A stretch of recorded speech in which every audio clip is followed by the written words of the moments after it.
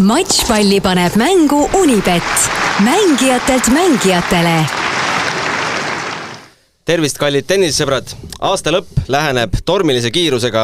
7. detsember on see kuupäev, kus me tänast saadet hakkame salvestama ja nagu traditsiooniks on saanud, siis aasta lõpus võtame tennisaasta kokku sihukese vahva edetabeliga, mille oleme koostanud vastavalt nende eelistustele, kes meil parasjagu stuudiosse on nõustunud tulla. Seekord on nõustunud meiega ühinema Toomas Kuum. Tere! Ja Riho pidi ka tulema. Tere! Ja Gunnar Leest, jätkuvalt saatejuht. Ilus ilm, tennist vist enam õues ei mängite, Toomas, sinu klubis? Ei mängita, aga muideks ma olen mänginud 31. detsember. See oli päeval kell 2, nii et see on absoluutne rekord Eestis, ma arvan. Et sulle, Riho, šanss ületada see rekord. Aga üldiselt muidugi ei mängita. 31. Kuidas see ületamine käib siis 1. jaanuar või? Teine variant on 31. detsember näiteks kell 4. Aastavahetusel pole veel mängitud Eestis? Ma arvan jah, et ega sel ajal siis tähistatakse aastavahetust, et siis jah, peaks mõtlema selle peale, et näiteks aastavahetuse turniir? No jah, mingi kell 1:30 öösel näiteks, Riha. Ja ei, nagu me räägime siin tänapäeva uutest tenniseväljaku katetest, siis on vaja ainult ilma ja mine ja mängi. Klassikalise liivaväljaku peale on juba raske, aga muideks ma korra ütlen, et on YouTube'is võid leida, kuidas tennist, nii-öelda tennisimitatsioon on uiskudel mängitakse isegi. Jää peal ju põrkab. Jaa, täpselt. Aga jalgpallimehed olete jõudnud ka vaadata? No ikka. Mina olen, ütleme, et ega ma mingi jalgpalli hull ei ole, aga olulisi võistlusi ja nii klubi jalgpallis maailmas, Euroopas, ütleme, seda ma ikka jälgin ja siin on nagu riikide vahel, nii et enam-vähem on läinud üsna loogiliselt, ütleme nii. Kuidas sul tundub? Et Saksamaa on väljas, jah? Et Hispaania see kaotab Marokole. No Saksamaa poolt ma pole kunagi olnud kahjuks või õnneks, et see on muidugi, praegu neile koondis ka nõrk, ütleme, oleme ausad. Aga unistuste finaal koidab ju. Messi, Ronaldo. Ühelt poolt Portugal, teiselt poolt Argentiina. No kui Ronaldo platsile saab. Jah. See oleks küll totter. Seda mängu ka pingit vaadata. No võib-olla, jah, ei tea, vaadates eilset mängu ja nende noortemeeste esitusi Portugali koondises austusest. No jah, eks ta on siuke emotsionaalne jõud, aga seal olid ju mingid probleemid, nii et minu meelest treener on küll väga tark ja selline, tõenäoliselt pani paika mehe. Arvad? Ma loodan isegi. Aga meie siin ikkagi oleme tennise podcast jätkuvalt, aga mis see tähendab, et me võiks siia vahele võtta ka teisi teemasid? Võib-olla on veel midagi päevakajalist? Päevakajalist. Lähme tennise peale. Liiklusest ei hakka rääkima. Liiklusest ei räägi. Aga top 15 oleme siis koostanud selleks saateks üsna erinevalt, vist on olnud neid numbreid meil siin läbi aegade. Ja hakkame kohe otsast pihta. 15. kohale hääletasime meil siin kolmekesti, kes hääletas kõrgemale, kes madalamale, aga siin vist jäid kõik 15. kohale, et oleks paslik ja aus rääkida ka natukene Eesti Fed Cupi ja Davis Cupi koondistest. Kuidas meil kokkuvõttes läks? Fed Cupis tuleb meelde meil milline mäng. Tuleb meelde mängud aprillis Rootsi, Ungari, Taani, Türgi, Serbiaga. Märksõna Mailen Nuudi, kes noppis 4 võitu ja sai 1 kaotuse või? Peaks nii olema vist, aga ma nüüd kõike ka peast nii detailselt ei mäleta, aga kui uskuda nüüd seda tabelit, mis mul ees on, siis on Malõgina 4 kaotust ja Saar 1 kaotus. Ega sa, Riho, kohale käid? Ei käinud kohal, aga sa ütlesid väga õigesti, et märksõna Mailen Nuudi, et see oli, kui midagi sellest positiivselt leida, ütleme nii. Sest et me kindlasti mõlemad tennisesõpradena oleme väga õnnetud, et me oleme nii-öelda võib-olla raisku lasknud selle võimaluse, et meil on 2 maailma tippu ja nad ei mängi Eesti koondise eest, aga kui midagi positiivselt leida, siis kindlasti Mailen see on ja need mängijad, keda Mailen Billie Jean King Cupil alistas, olid päris kõrge edetabeli kohaga tegelikult, nad päris rasked vastased olid kõik seal tal. Nii et Mailen on sellel aastal teinud väga-väga hea tõusu. Jah, ütleme, nähes ka tema mängu, Eestis oli 2 turniiri vähemalt, kus ta osales, ütleme, et on näha, et mängus on kõva progress, küll Eestis, ütleme, turniiritel tal seni võib-olla pole kõige paremini läinud, aga tegelikult vaatamata sellele on näha, et seal on progress toimunud ja pluss ta üllatab meid aeg-ajalt. päris head üritamine. Ja loomulikult ka siis sellel aastal oli ju naiskonna esireket Jelena Malõgina, kes on siis Eesti 3. reket. Jelena Malõgina on ka ju üks circa 120 kohta tõusnud VTA'de tabelis, nii et Malõginal on ka positiivne trend tasapisi olnud, jah. Meeste, aga langesime siis Euroopa Afrika-tsooni teise gruppi. Ega vist suurt vahet ei ole esimese ja teise gruppi vahel Eesti jaoks, kui me ei saa panna oma kõige suuremat löögi rusikad välja.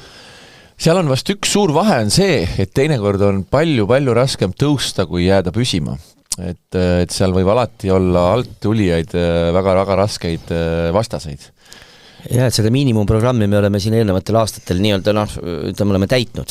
Küll napilt mõnel aastal kindlalt, aga jah, sul on õigus, et ega tegelikult just seal vahepeal on see, ütleme sellel tasemel on väga võrdne nende tiimide tase, jälle sõltub, kes saab mis mängijad välja panna ja nii edasi. Aga meeste Davis Cup siis mängis märtsis siinsamas Tallinnas Vaikse ookeani saarte koondvõistkonnaga, võitsime kindlalt 4-0 ja septembris mängisime võõrsil Sloveenias ja kaotasime kindlalt 0-4. Kuskil ei tõusnud, kuskil ei langenud. Oli nii vist nii? Jah. Sloveenia poolt oskaks rohkem rääkida, et selle Vaikse ookeani aborigeene seal otseselt vist ei mänginud. Vot Sloveenia matši ma ju ei näinud ja ei käinud koha peal, et seal oli ju nende esireket Alias Bedene lahkumisüritus oli see meie Davis Cupi kohtumine teatavasti, et see mees on pikalt ka ikkagi top 100 mängija olnud ja väga kõrgel tasemel mängumees olnud. Aga siin oli märksõna ikkagi Mark Lael. Aga jah, mis puudutab seda teist kohtumist Vaikse ookeani saartega, mis oli kodune kohtumine, siis seal jäi küll meelde see, et ikkagi nende esireketi alistamine Mark Laeli poolt oli väga positiivne, kuskil 400 peal oli see mees vist seal. Ja oli vist just kogenud mees.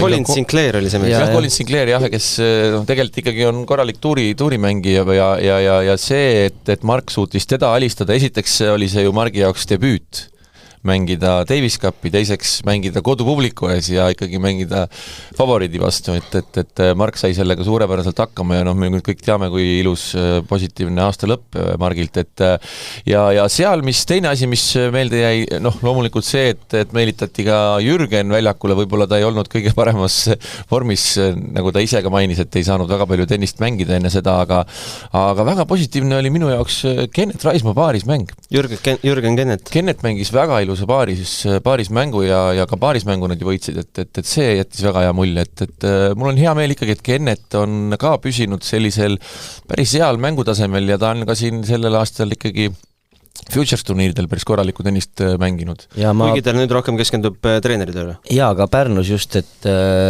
oli ta ju seal vist ainsana on üks teise ringi ja seal ta mängis esimese asetusega ja see mäng, sul on õigus, et nii-öelda, et kus sul ei ole võib-olla enam eesmärk nii-öelda selles tuuril nii-öelda kuskil kõrgel seist, et aeg-ajalt mängib ja võib-olla see on ka sellest tingitud, et tal on selline teatav vabanemine või ütleme see selline natuke kohustuste vabam nii-öelda on see mängimine ja mulle jättis ka väga positiivse mulje, ka üksikmängus isegi. Kui lihtsalt puhtalt hinnata seda, kuidas ta mängib, siis ta on paremini mängima, ütleks niimoodi. Sa viitad eest peale? Ei, ma viitan üleüldse mängule, et jah, sa ütlesid õigesti, et teatab võib-olla vabanemine, aga Kennet mängib korralikult. Et ärgu Kennet, kui kuulab, pahandagu, et me rõhutasime ühte mänguelementi, aga tõesti, minul jäi see silma. Tegime ka saate ju sealt koha pealt peale, ma ei mäleta, peale kelle matši, peale kõiki matše vist. Sa mõtled nüüd... Istusime maas ja seal tugitoolid... Sa mõtled seda suvist turniiri? Sa räägid Davis Cupist? Davis Cupist, ja seal oli mitu saadet. Oli ju ka nende kapten oli vist käis sealt stuudiost. Ja väga vahva kevadine üritus. Lähme edasi 14. koht Jelena Rõbakina üllatusvõit Wimbledonis ja kõik see, mis tema ümber sellel Wimbledonil toimus, kas kui nii palju üllatusi juhtub, kas me saame neid üldsegi üllatustulemusteks nimetada? Kuidas me Rõbakina tulemusse suhestume? Me tegelikult suvel sai siin seda Wimbledoni turniiri kommenteeritud ja päris palju neid mänge jälgitud ja vaadatud, et mina kindlasti igal juhul paneks selle päris suure üllatuse nimekirja Jelena Rõbakina võidu Wimbledonis, et 7-5, 6-3 võit finaalis Petra Martici üle. Jah, et aga loomulikult ei ole, see oli 4. ringi matš, vabandust. Mulle tundus ka kuidagi väljak, et Martis no kui sa nii ütled, no jah, ei saa ju kahelda, on ju. Aga ma korra ütlen, et Rõbakina iseenest jah, loomulikult, et sellise turniiri nagu võidab oli üllatus, aga ausalt öeldes Ons ja Bööri üle võit loomulikult et tegelikult ta on ikka silma jäänud, et ega no alati on just tundus sellist tüüpi mängija, kes võib, ütleme ala sinna esikümne piirimaile tõusta, noh nii-öelda, kui vaatasid varasematel perioodidel, aga et tal jääb just küll natuke millestki puudu, et mängib tegelikult kohati väga kisti tennist. Ja nüüd plahvatas nii-öelda, tuli nii-öelda välja ja ei tea, kas see jääb nüüd ainsaks nii-öelda sähvatuseks, mis võib ka nii olla, et sellised naiste tennises on veel eriti sellised. No meestel ei saagi eriti sähvatusi olla varasematel aastatel, kuna paar meest lihtsalt korjasid kõik ära. Jah, et kui me siin rääksime, et nii-öelda varasem valitseja lõpetas ja tuli siis kohe uus poolatar Iga Swiatek, siis noh, ei saa öelda, et ta nüüd nii suur valitseja oleks, et kõik on võimalik ikkagi teistel mängijatel ka seal samas. No Swiatekini me vist veel jõuame. Vaatame, kas Swiatek mahtus meie top 15-sse. Aga Rõbakinast veel, et kõik see, millele ta pidi vastama seal, et kui mitu protsenti Rõbakinat on Kasahhitari, kui me nüüd ei vaata puhtalt ainult vereliini, vaid kui sa ikkagi oled näpu andnud sellele suurriigile, siis mitu protsenti see annab sulle õigus olla Kasahhitar? Kui sa oled siin filoloogiasse või ma ei tea millesse või nii-öelda, kuidas inimene peaks ennast tundma. No tegelikult ta kodulinn on Moskva. Ja no me saame aru sellest, et milles viitad, kui sa võtad üldse kogu Kasahstani tippspordi, siis ma pakun välja, et ma ei tea, ma võin eksida, aga ma ei tea, juured on vähemalt 50 või rohkem protsenti on ju tegelikult, ongi pärit nii-öelda kas Venemaalt, Valgevenest või seal on tõenäoliselt hästi palju loeb ju tegelikult ka see moment, et Kasahstani võib-olla mingid korporatsioonid või ärimehed siis toetavad, et seal on isegi lihtsam, täiesti võimalik, ma ausalt ei ole sellega kursis, võib-olla Riho on, et kuidas Rõbakina karjääril on ka see nii-öelda sponsorlus võib-olla kujunenud, et ma tean, et Kasahstani valitakse sageli ka sellel põhjusel. Jah, kui kerida seal vist aastasse 2007 või mis siis Kasahstani tennisega juhtus, kui palju raha investeeriti Kasahstani tennisesse ja mis seal varasemalt toimus? No 10 tennisiste võib üles loetada. No täpselt ja see eelarve, mis 18 ta vahetas lippu. Nojah, selles mõttes selles ei ole midagi, ma ütlen, üllatavat, et ega siin on ju kergejõustikus ka võtad, kas on Katar vist või vist või? Või need, kellel on ka siis tegelikult on tegelikult on Aafrika jooksjad seal. Aga oleks vana lipu alla jäänud, poleks saanud võimaluski Wimbledonis üldse mängida. Nii võib öelda, et tark tegutsemine. Õigesti valis, jah? Nägi ette võib-olla, jah. 2018 oli juba äkki näha. Jah, ja see on võib-olla üks selline moment, millest oli väga kahju, et kuna ju venelased, valgevenelased eemale jäid sealt, siis ikkagi Danil Medvedevi osalemine Wimblis, see oli kurb. Paneme edasi, 13. kohale oleme hääletanud kõige, mis seotub natukene Eesti tennisega, mitte natuke, vaid päris palju, vaid Kristjan Tamm ja Jelena Mõlõgina tulid Eesti meistriks. Mark Lajal, keda me põlgusalt juba puudutasime, tõusis 1233. kohalt 446. Tegi fantastilise hooaja lõpu ja võitis esimest korda 25 000-lise ITF-i turniiri. Eesti meistrid Tamm ja Mõlõgina, no ei ole esmakordsed Eesti meistrid. Kuidas meile eestikad meeldisid? Jah, ma vaatan, et sa vaatad mulle, et see loomulikult, et sinu koduõuel see toimus. Ja, seda küll, jah. Kahju, et see muidugi algab numbriga 13 siin, ma loodan, et see ei tähenda midagi, kui me räägime siin just eelkõige Mark Lajalist, aga ütleme nii, et kuna sa esimeses osa mainisid Mark Lajalit, me oleme tegelikult sellest juba rääkinud siin esimeses punktis nii-öelda tänases nii-öelda päevakorras ja et sinna mul nagu midagi lisada ei ole, nii palju on, et Eesti meistrivõistlused oli loomulikult ikkagi, tema oli favoriit ja ei saa öelda, et ta nüüd oleks ju otseselt ju halvasti mänginud. Aga võib-olla jah, seal strateegilises plaanis just finaalis Kristjan Tamme vastu nii-öelda seal no võib öelda, et ikkagi mängujoonis oli see, mis sobis tol päeval Kristjan Tammele ja see oli tõesti üle pika aja, mitte ainult, ütleme 3 setti oli küll. 3 setis 6-4, 6-4, 7-6.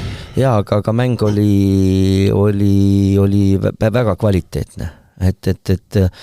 Et vahel võib 5-setine mäng olla, mis on nagu sportlikus mõttes põnev, aga võib-olla ütleme, kvaliteet ei ole alati kõige, aga see oli võrdne mäng ja ma peaks kiitma, et Kristjan Tamm mängis selle finaali ülimalt hästi ja taktikaliselt küpselt. Tamm ütles, et võitis see, kes pehme väljakul rohkem kannatas, seal oli vihmasadu ennanud, eks? No see aasta väga hull ei olnud siiski, on ju nii, aga just vahetult enne. Ma mäletan mingeid pikemaid pause ikkagi. Ei, see aasta, selles mõttes on aastatel on veel hullemaidki pausalt, seekord ju, ütleme, mõni aasta on 2 korda sisse mindud näiteks mängima, aga jah, sattus just niimoodi, et vahetult enne finaali. Et see võib küll olla muidugi mõnes mõttes, võib-olla mängis talle kaardid kätte, aga teades, et ega Tamm on ka ju tegelikult pigem nii-öelda lööja mängija. Ma mäletan, istusin seal tribüüni peal koos tennistreener Aivo Ojassaluga, vaatasime seda matši alguses ja siis Aivo ütles sellise lause, et meenutab murutennist, nad ikka alguses ikka mängisid väga-väga teravalt mõlemad ja lõid seda palli üsna lamedalt.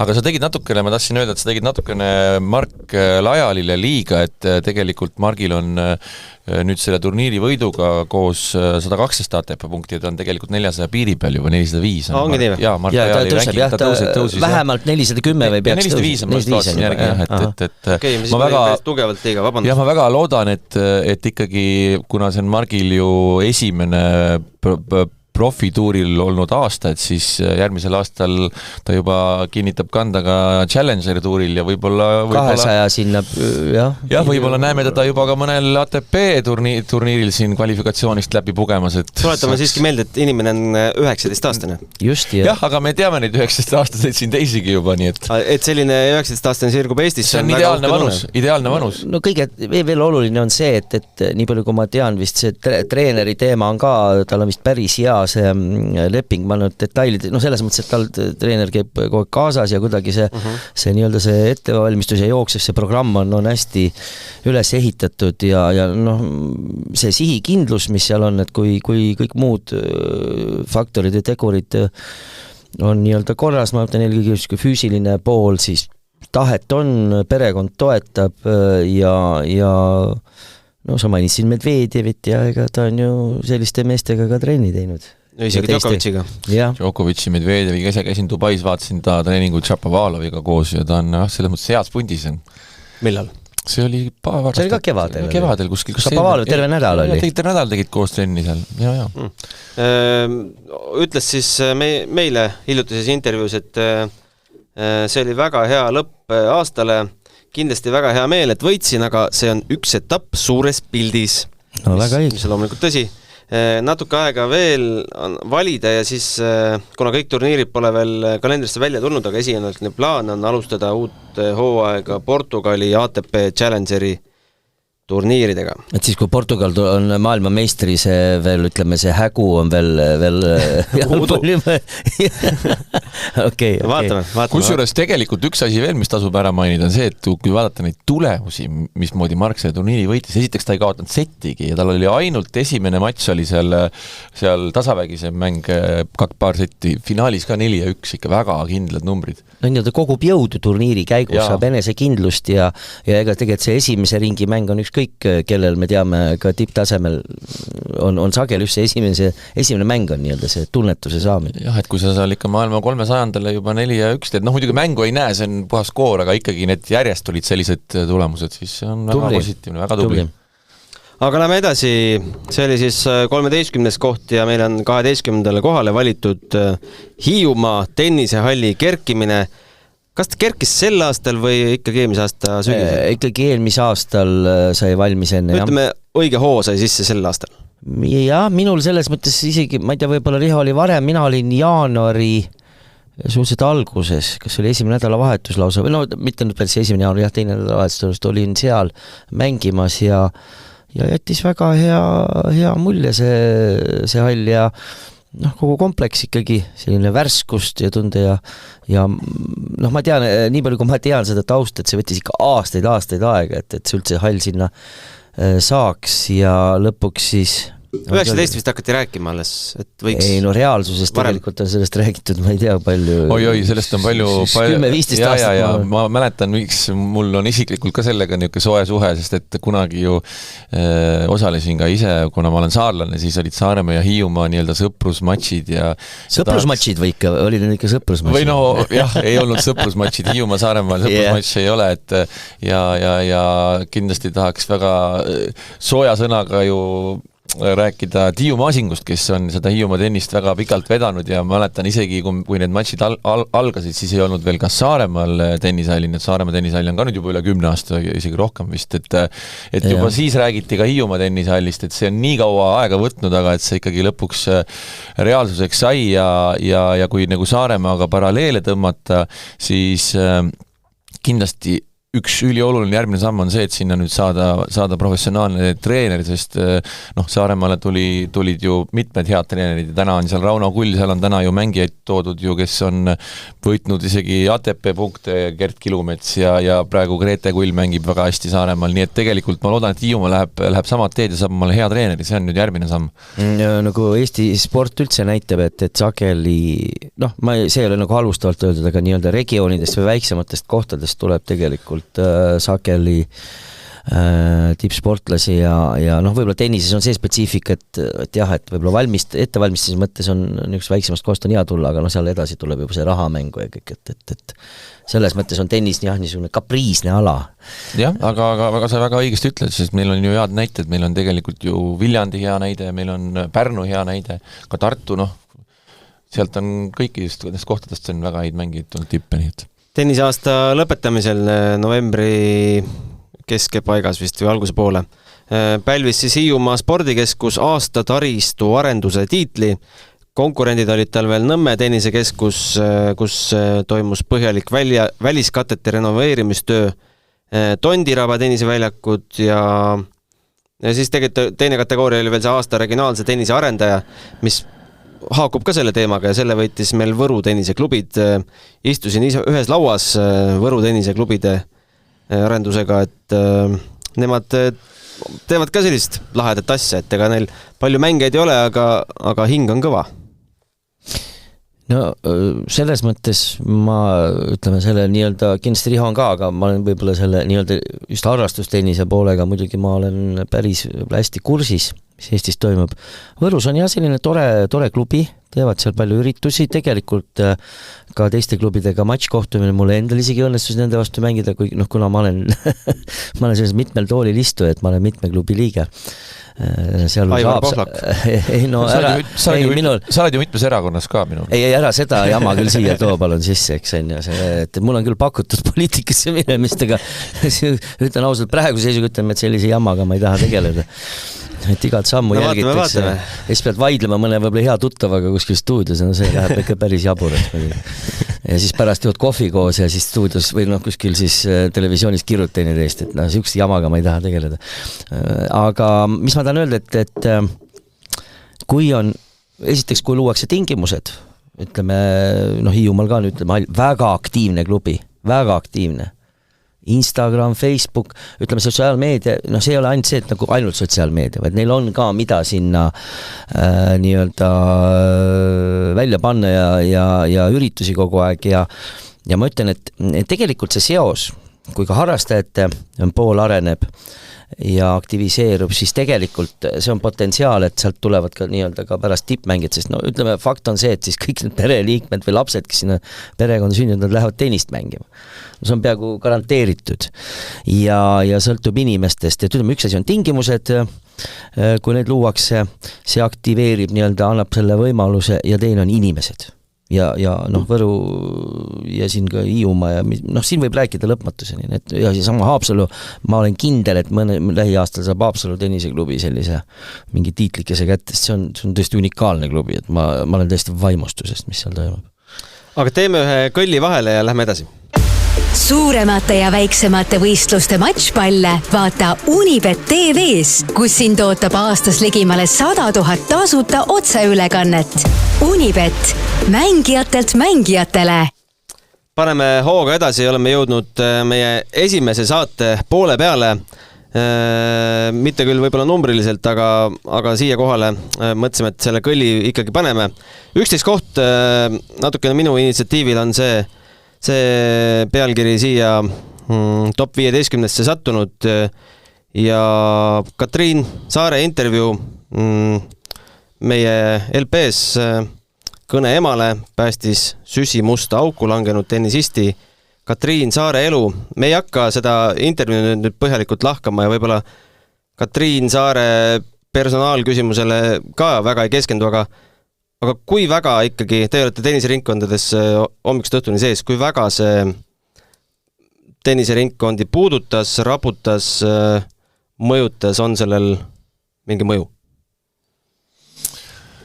Kõigepealt mul on väga hea meel, et sellisest asjast üldse räägitakse avalikult ja et Katriin sellest asjast räägib. Mul on natuke ka isiklik suhe selle olukorraga, sest et tol hetkel, kui Katriin hakkas minema Hispaaniasse Thomas Högstedi juurde treenima, siis ma natuke nagu suhtlesin ja aitasin teda ka ja loomulikult mul oli äärmiselt kahju, ma ei teadnud ka võib-olla seda tausta lõpuni, et kui ta ikkagi otsustas sealt ära tulla, sest me teame, mis nii-öelda taustaga mehega tegemist on ja mis seltskond see tennises on, et Thomas Högstest teatavasti on ju olnud nii Naali kui ja Maria Šarapova treener ja väga, väga kaugele on viinud need mängijad, aga see selleks, et lõppkokkuvõttes tenniseks, et ma arvan, et see probleem on palju laiem ja seda on tennis, võib-olla ka sport üleüldse, aga tennis eriti on selline spordiala, mis on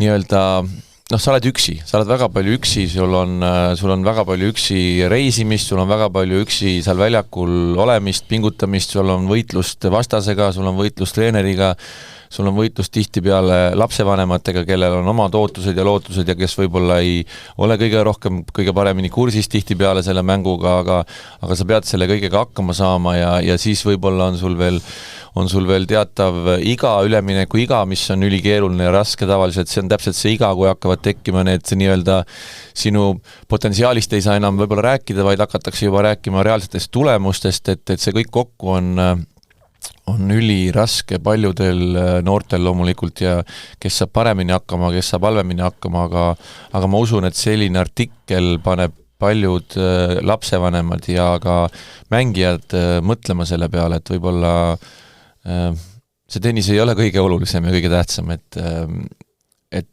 tennis on tore ja äge spordiala, aga kõige olulisem on ikkagi olla terve ja et sul elus oleks ka muud eesmärgid. Eks see põhimõtteliselt ütlesid kõik ära, ma nagu ei tahakski üldse nii-öelda Katriin Saare just personali keskselt seda siin käsitleda, aga see oli nagu selles mõttes mõnes mõttes oli valus on vale sõna, vaid et oli eks olukord, et nii oli, et olen ka tihti paaril korral oleme nagu autoga sõitnud turniiridel koos nagu perega oleme sõitnud näiteks Pärnust Tallinnasse ja siis kuidagi selline vanematega on ka selline olnud ikkagi teatav side. Aga see, mis sa juhtsid, see mentaalne pool on muidugi see spordis, eriti individuaalspordis, tennis on keeruline. Siia ma lisan veel, et võib-olla selline ajastu paradigma ka natukene, et ikka inimesed nagu ei oska enam üksi, ma ei räägi siin nüüd konkreetselt mängijast, ma räägin üleüldiselt, et inimesed ei oska nagu üksi olla, et eks selgelt inimene sotsiaalne olend, aga lisaks, kui sul on veel need niisugused pinged, ega me ei tea, ütleme need tennise, maailmas on ju nii palju, kes siis tippsporti, mitte ainult tennis pürgivad, mis seal tegelikult, mis survet nad tunnevad. Võib-olla vahest ei olegi see surve nii suur, aga sportlane võib tunda, et talt nagu oodatakse midagi sellist, millest ta võib-olla tahaks, aga ta ei ole nagu võimeline. Seal on nii palju nüansse, et fakt on see, et kui vähegi kuskil on tunda, et mingi võimalik, et probleem on, siis ma ütlen kõige tähtsam ka sportlastele, noortele, et kui te tunnete, et teil on mingisugune häda või probleem, siis võtke nii-öelda kokku ennast ja rääkige. Et kui te ei räägi näiteks sellest ja jätate endasse kinni asju, siis see võib olla väga tõsine probleem. Ja muidugi Katriini puhul näitas ka, et need probleemid ei ole üldse seotud eduga või ebaeduga, sest Katriin on väga edukas olnud.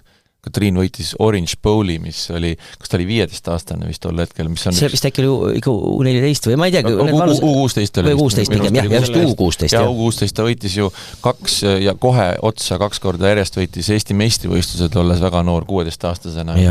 Et noh, Katriin on väga edukas olnud tennise mõistes, ta on juba väga pikalt olnud meil naiskonna liige ja et noh, paljudel mängijatel sellist karjääri ei ole isegi unistada mõtet. Ja vaatamata sellele võivad asjad juhtuda, nii et see ei sõltu absoluutselt sellest. Jaa, igatahes aitäh Katriinile veel kord, et nendest asjadest rääkisid ja ma arvan, et see oli oluline intervjuu paljudele noortele tennisistidele. Lähme edasi, 10. koht sellistel tumedatel toonidel siiski peame jätkama, sest 10. kohale on sattunud meil Venemaa-Ukraina sõda ja kuidas see kõik mõjutas tenniserahvast. 24 veebruar siis need koledused pihta hakkasid ja kestavad kahjuks tänase päevani.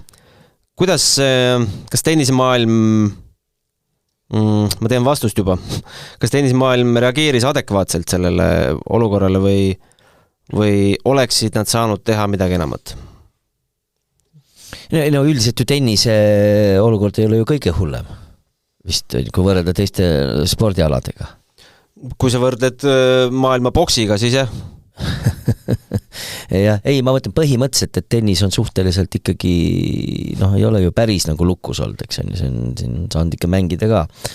Aga no mul on tegelikult raske, ma ei ole veel päris objektiivne. Ma osudasin teema, millel ma ei tahaks, ma olen nii pettunud Venemaas ja tema rahvas. Ma ei kasutaks siin sõna rahvus. Nad üritavad kõiki tembeldada venelasteks, kuigi see on nii-öelda, ma ei tea, mitu rahvust seal üldse on. Rääkimata soome-ugri rahvastest, keda nad, ma kasutan sõna, peedistavad seal oma riigis ja siis räägivad, et kuidas nad võitlevad väike rahvaste eest. Et ütleme, ma olen nii pettunud, väga nõrk.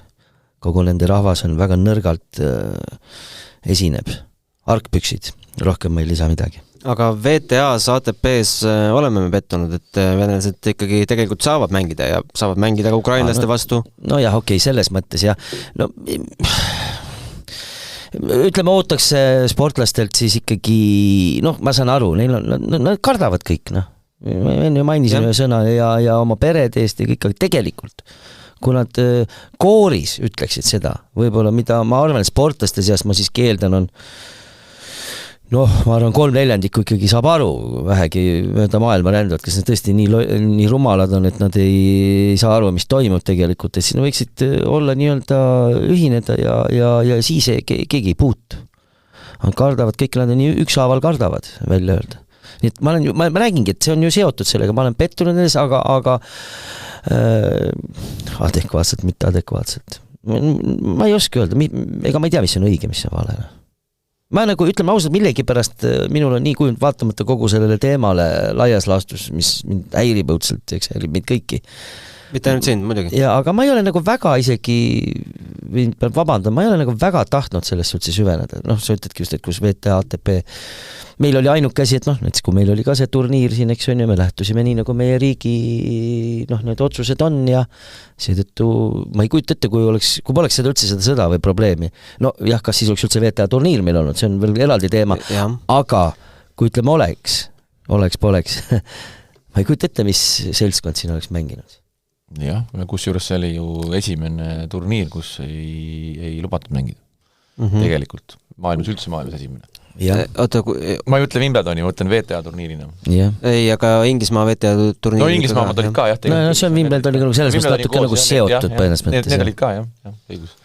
Aga jah, kõige, ütleme, tennise mõistes kõige suurem mõju loomulikult oli Wimbledon. Et noh, see selleks, et valgevenelased ja venelased oma lipu all esineda ei saa, ütleme, et noh, suures plaanis see ei muuda midagi. No olümpia pole see juba muutnud. See tegelikult on väga pehme asi, et see nagu ei muuda midagi, mis küll loomulikult oli teistmoodi, oli ikkagi see, et Wimbledonis neid ei olnud ja noh, seal kindlasti, ütleme, eelkõige Danil Medvedev osalemine oli selline asi, mis oleks võinud muuta seal midagi, aga ma korra tahan vaata, see kui ma ütlesin, et hästi on ju alguses selle ma mõtlesin just selles mõttes, et ju sportlaste seisukolt oli hästi, tähendab, et ma ei anna, nagu ma ütlesin, ma ei anna hinnangut VTA ja ATP, aga just, et sportlastel, tennisistidel on nagu vedanud.